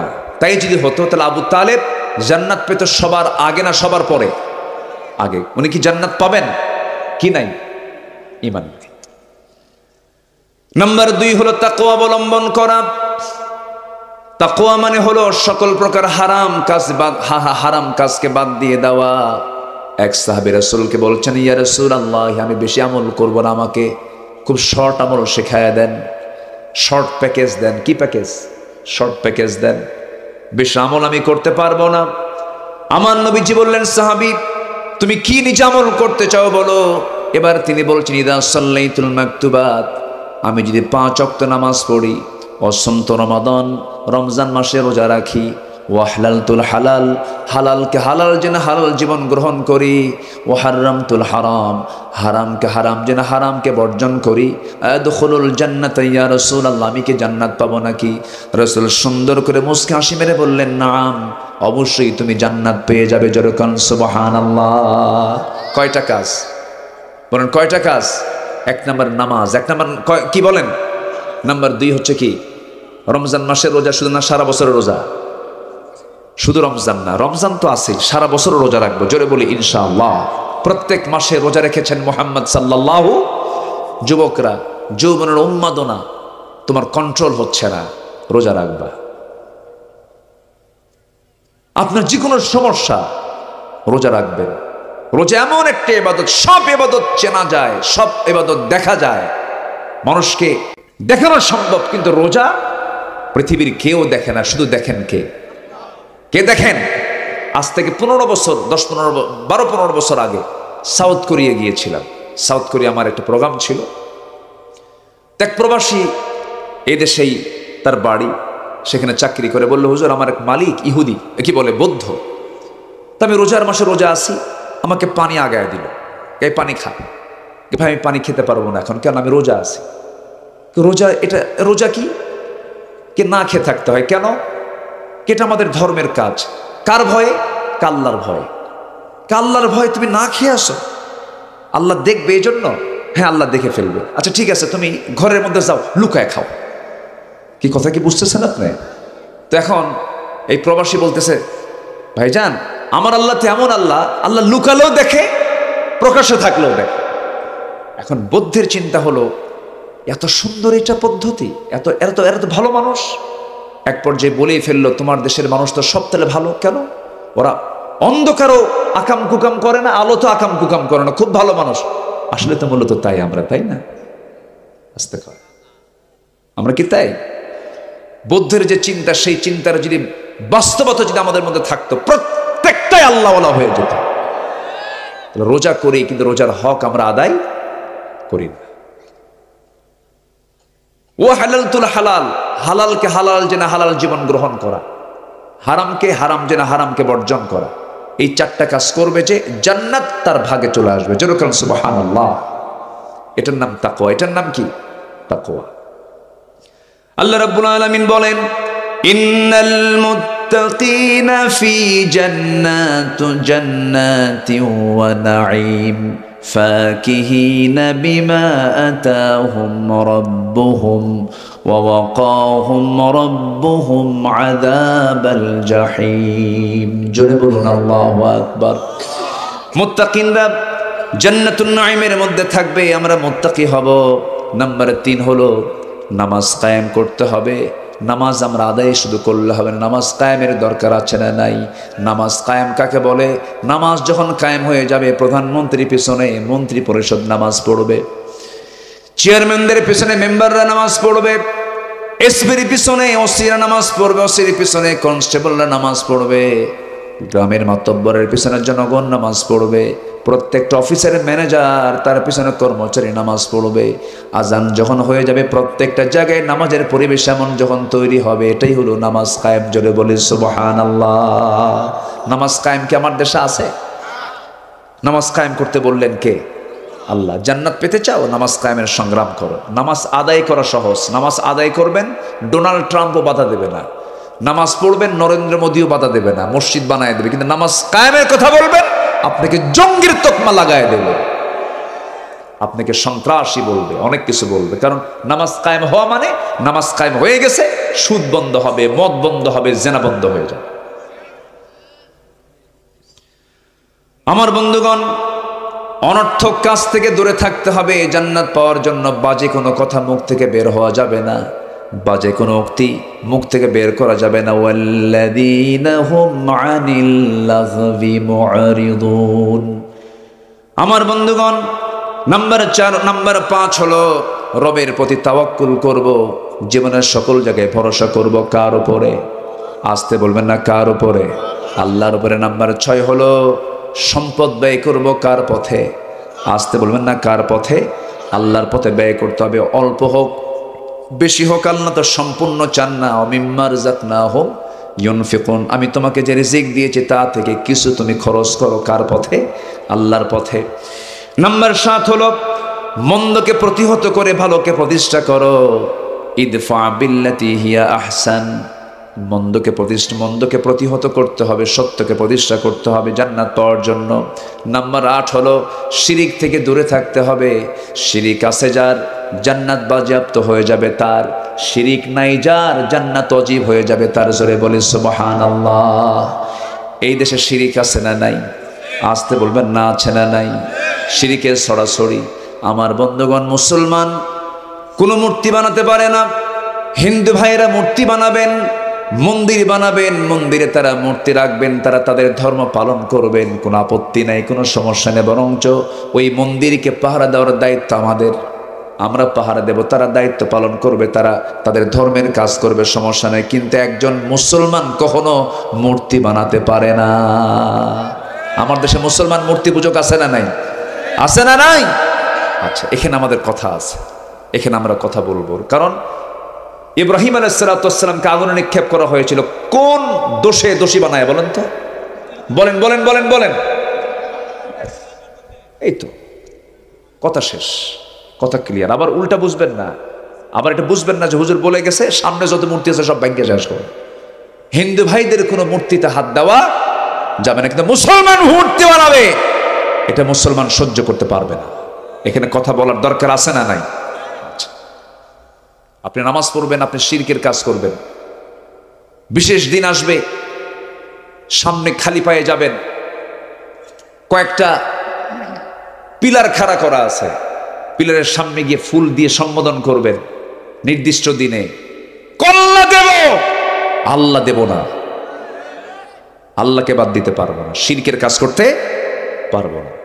শিরকের ধারে পাশে গেলে সে জান্নাতে না, যা করা হবে বলেন বলেন বলেন, কি করা হবে? শিরিক করা হবে। বাস আল্লাহর আইন মানবো, ইমানদার হয়ে যাব। আল্লাহর আইন না মেনে দুনিয়ার আইন মানবো, মুশরিক হয়ে যেতে হবে। কথা ক্লিয়ার? নাম্বার 9, ধৈর্য ধরবো। কি ধরবো বলেন? ধৈর্যের দরকার আছে না নাই বলেন তো? আচ্ছা, ধৈর্য ধরতে হবে। ধৈর্যের পুরস্কার কে দিবেন? আসতে বল, ধৈর্যের পুরস্কার কে দিবেন? আল্লাহ দিবেন। নাম্বার 10 হলো তওবা করতে হবে। যা ভুল করে ফেলেছে জীবনে, যদি তওবা করেন, তওবার মতো তওবা করেন, ভুল হয়ে গেছে আল্লাহ মাফ করে দাও, সবকিছু ভুল করে ফেলছে আর ভুল করব না। আল্লাহ সেই সময় এত খুশি হয়ে যান, আত্তাইবু মিনাজ যামবি কামান লা যামবালা, যার তওবা কবুল হয়ে যায় তার আগের জীবনের কোনো একটা গুনাহও থাকে না। জোরে কোন সুবহানাল্লাহ। মাফ চাইবো কার কাছে? আসতে মাফ চাইবো কার কাছে? আল্লাহর কাছে। ইল্লা মান তাবা ওয়া আমানা ওয়া আমিলা সালিহান ফাউলাইকা ইয়াদখুলুনাল জান্নাতা ওয়া লা ইউযলামুনা শাইআ। জোরে বলুন আল্লাহু আকবার। তবে হ্যাঁ, যারা তওবা করবে, ঈমান আনবে, নেক আমল করবে, তারাই জান্নাত পেয়ে যাবে। তাদের প্রতি চুল পরিমাণ কোনো জুলুম করা হবে না, জান্নাত পেতে তাদেরকে বিলম্ব করা হবে না। সম্মানজনক ফেরেশতা তাদেরকে নিয়ে সরাসরি জান্নাতে ঢুকায় দেবে। জোরে কোন সুবহানাল্লাহ। তওবা করব কার কাছে? আসতে বলো না, কার কাছে? গুনাহ হবে আমার, মাফ করবেন কে? তওবা করবে বান্দা, মাফ করবেন আল্লাহ। আল্লাহ মাফ করে দিবেন, কিন্তু কৌশল করে কোনো গুনাহ করা যাবে না। হঠাৎ করে কোনো ভুল হয়ে গেছে, আল্লাহ আমাকে মাফ করে দাও, সে তো ইমানদার। তাকে প্রকৃতি ইমানদার বলা হয় যে বান্দা কোনো একটা ভুল করার পর তার বুকের মধ্যে ছটফট করে, অনুতপ্ত হয়, হারে এই ভুলটা কেন করলাম। এই অনুতপ্ততা যার মধ্যে আছে, ইমানও তার মধ্যে আছে। নাম্বার 11 হলো আল্লাহর পথে জিহাদ করা। আল্লাহর পথে কি করা? জিহাদ করতে হবে ততক্ষণ পর্যন্ত যতক্ষণ না বান্দার আইন জমিন থেকে উৎখাত না করে আল্লাহর দ্বীন বিজয় না হয়েছে, ততক্ষণ পর্যন্ত জিহাদ চালাতে হবে। কার কথা? লিয়ুযহিরাহু আলাদ-দীনি কুল্লিহি ওয়া কাফা বিল্লাহি শাহীদা। জোরে বলুন আল্লাহু আকবার। নাম্বার 12 হলো পাপের উপরে অবিচল না থাকা, মহান আল্লাহর উপরে মহান আল্লাহর কাছে ক্ষমা প্রার্থনা করা। এই গুণ আছে যার, জান্নাত আছে তার। নাম্বার 13 হলো আল্লাহ সত্যের পথে অবিচল থাকতে হবে, আর একজন ব্যক্তির আদেশ মান্য করতে হবে, তিনি হচ্ছেন মুহাম্মদ সাল্লাল্লাহু আলাইহি ওয়াসাল্লাম। রাসূলকে মানবো আমরা 1 আনা না 16 আনা। নামাজে মানবো, সমাজে মানার দরকার নাই। নামাজে মানবো, রাজনীতি করতে মানার দরকার নাই। আমার রবকে বলেন জোরে, আমার রবকে, আমার নেতাকে বলেন। এক জায়গার না সব জায়গার? এক জায়গার না সব জায়গার?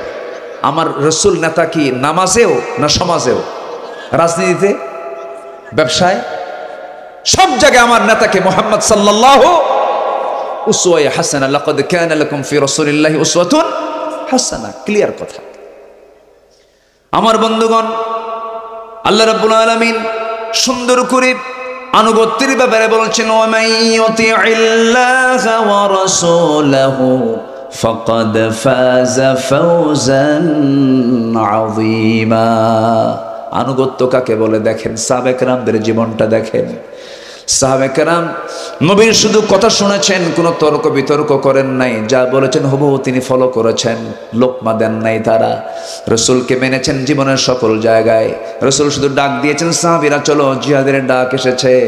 কেউ বলেন না আমার ব্যবসা আছে, কেউ বলেন আমার পরিবার আছে, সব কিছু ছেড়ে দিয়া ঝাঁপিয়ে পড়েছেন জিহাদের প্রান্তরে।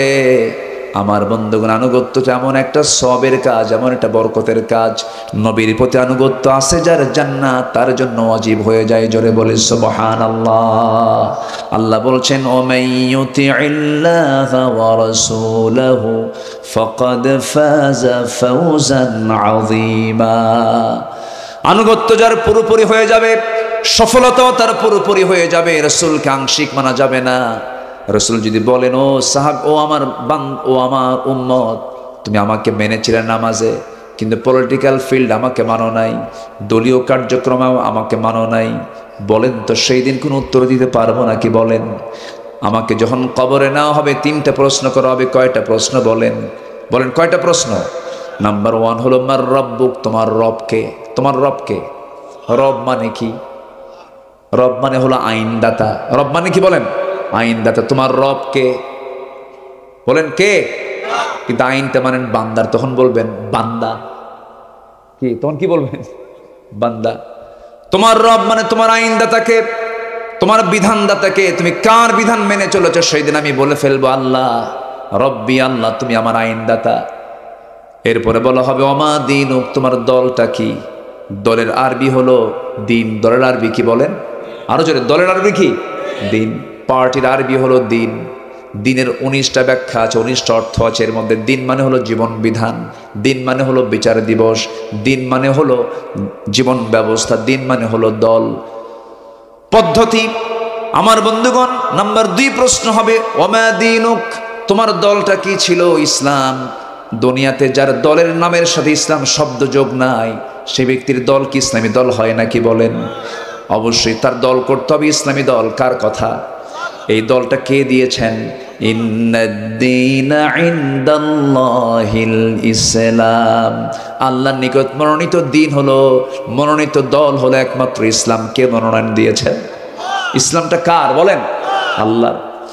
নাম্বার 3 হলো ওমান হাদার রাজুল, এই লোকটাকে আমার নবীর ছবির সামনে ধরা হবে। আমার নবীর ছবি যখন সামনে ধরা হবে, তখন ভালো যারা বান্দা হবে সেই সময় চোখের পানি ফেলে ফেলে বলবে, আল্লাহ এই রাসূলকে মহব্বত করতে গিয়ে আমার হাত কেটেছে, এই রাসূলকে মহব্বত করতে গিয়ে আমার পা কেটেছে, এই রাসূলের দল করতে গিয়ে আমাকে দেশ ছাড়া করেছে, এই রাসূলের দল করতে গিয়ে আমাকে কত গালিগালাজ শুনতে হয়েছে। আল্লাহ এই লোকটা হচ্ছে আমার নেতা মুহাম্মদ সাল্লাল্লাহু আলাইহি ওয়াসাল্লাম। তাহলে কবরে প্রশ্ন হবে কয়টা? বলেন। আসতে বলবেন না, কয়টা বলেন? এখানে আইনদাতার ব্যাপারে প্রশ্ন হবে, দলের প্রশ্ন মনে হয় নাই। হ্যাঁ, আছে না নাই বলেন, আছে না নাই? আচ্ছা, আবার নেতার প্রশ্ন আছে না নাই বলেন? নেতার প্রশ্নটাও আছে, কোন দিকে যাবেন আপনি? আমার ভাইয়েরা, নাম্বার 14 হলো মুমিনদের মাঝে পরস্পর সম্পর্ক মজবুত করতে হবে। কোনো গন্ডগোল করা যাবে না, কোনো ফিতনা ফাসাদ সৃষ্টি করা যাবে না। আমরা সব, আমাদের পরিচয় হলো আমরা এক আল্লাহে বিশ্বাসী, এক নেতায় বিশ্বাসী, এক দলে বিশ্বাসী, এক কিতাবে বিশ্বাসী, ঠিক কিনা? আমরা এক থাকবো, জোরে বলি ইনশাআল্লাহ, আরো জোরে বলি ইনশাআল্লাহ। আল্লাহ এই বান্দাকে জান্নাত দিয়ে দিবেন। ইন্নামাল মুমিনুনা ইখওয়াতুন ফাআসলিহু বাইনা আখাওয়াইকুম ওয়াত্তাকুল্লাহ লাআল্লাকুম তুরহামুন। জোরে বলুন আল্লাহু আকবার। সর্বশেষ 15 নম্বর হলো অন্যায়, অশ্লীলতা, বেহায়াপনা থেকে মুক্ত হয়ে ইহসানের ন্যায়পরায়ণতা, হাক্কুল ইবাদকে আদায় করা, হাক্কুল ইবাদকে লালন করা। বান্দার কোনো হক নষ্ট করা যাবে না, বান্দার কোনো হকের দিকে হাত দেওয়া যাবে না, ইতিমের মাল মেরে খাওয়া যাবে না, সুদের ধারে পাশে যাওয়া যাবে না, মিথ্যা কথা বলা যাবে না, ইতিমের মাল মেরে খাওয়া যাবে না, বনের সম্পত্তি মেরে খাওয়া যাবে না। বনের সম্পত্তি মেরে খাওয়া হাজি ভাই রাজশাহী নাই, আসতে বলবেন না, আছে না নাই? কি ভাই? হাজি ভাই। কি ভাই? হাজি ভাই। তাহলে হজ করছে কার টাকা দিয়া? কার কার কার ধান বেচা টাকা দিয়া বলেন? বনের সম্পত্তির ধান বেচা টাকা দিয়া হজ করে আসছে। হজ হবে? হবে না। এগুলো ঠিক রাখবেন, হক ঠিক রাখবেন, জান্নাতও ঠিক থাকবে। আল্লাহ কবুল করুন, জোরে বলি আল্লাহুম্মা আমিন। যার হক ঠিক নাই তার জান্নাতও ঠিক নাই। এরপর আপনার বাড়ির পিছনেই আপনার প্রতিবেশীর বাড়ি, একটু গন্ডগোল লাগছে, রাস্তা নাই হাঁটার, আপনার জায়গা দিয়ে হাঁটে, গন্ডগোল লাগছে, ঠিক রাস্তার মাঝখানে খোঁটা মারে। এটা মনে হয় রাজশাহী চারঘাটটা এগুলোতে নাই মনে হয়। খোঁটা মারা লোক আছে নাকি? আচ্ছা, খোঁটা যে মারলেন জায়গাটা কার? কই? এই তো কইছে একজন, আমার আমার। হ্যাঁ, কে যেন কইছে না, আমার আমার না, জমিনটা কার? জমিনটা কার? আর যার জন্য আপনি খোঁটা মারলেন ওই বান্দাটাও কার? কত বড় জুলুম আপনি করলেন। এই জুলুম করা যাবে না, এই হক নষ্ট করা যাবে না। আপনি কি জানেন দুনিয়াতে যদি কেউ কারো রাস্তা বের করে দেয়, আল্লাহ তার জন্য জান্নাতের রাস্তা বের করে দেয়। অনেক কথা যতটুকু হয়েছে আমরা বলে ফেলি আলহামদুলিল্লাহ, জোরে বলি আলহামদুলিল্লাহ। কষ্ট পেয়েছেন মনে হয়, কষ্ট পাননি তো? অনেক মা বোন আসছেন, মা বোনদেরকে বলবো, সবার বাড়িতে মা বোন আছে, বউ নামাজ পড়ো না, কি করবেন? পিটবেন? কি করবেন? আদর করবেন? নামাজ না পড়ো খুব ভালো, তাহলে কি করবেন বলেন? হ্যাঁ, আদেশ আদেশ দিয়েও কাম হয় না, কি করবেন? হায় হায় হায় হায়, কি কয় রে, এ তো সব হার্ড লাইনে যায় দেখি। হ্যাঁ, এত সস্তা নাকি? আবার অনেকে কয় মারবো, যে কইছো বিয়ে করে নাই, বুঝলেন? বউ মারা এত সস্তা? বউ মারাও সস্তা না। ফাইন করে বুঝাবেন, বলবেন দেখো একসঙ্গে বাজারে যাই, দুনিয়ার শপিংয়ে যাই, দুজন একসঙ্গে মার্কেটিং করি, স্বামী স্ত্রী কত মিল, ঘোরাফেরা করি, চলো না আমরা নামাজটা পড়ি, জান্নাতের মার্কেট আমরা একসঙ্গে মার্কেটিং করব। কথা শুনবে না কেন? সম্পর্ক গড়তে হবে শুধু দুনিয়ার জন্য না আখিরাতের জন্য। স্বামী স্ত্রীর সম্পর্ক শুধু দুনিয়ার জন্য আখিরাতের জন্য। একজন একটু আগে যাবে, একজন একটু পরে যাবে, কিন্তু আমরা যেন জান্নাতের সিঁড়িতে যেন সাক্ষাৎ হয়ে যায় এমন সম্পর্ক স্ত্রীর সঙ্গে গড়ে তুলবো। আসতে কয়, জোরে করেন ইনশাআল্লাহ। দেখেন বাচ্চারাও কয় ইনশাআল্লাহ, বিয়ে করেই নাই, কিন্তু ভবিষ্যতে বিয়ে শাদী কইরা এরপরে ইনশাআল্লাহ, নাকি? আসুন, যা হয়েছে আমরা শেষের দিকে যাচ্ছি, আমরা দোয়া করব। গজল শুনবেন? অনেক রাত হয়ে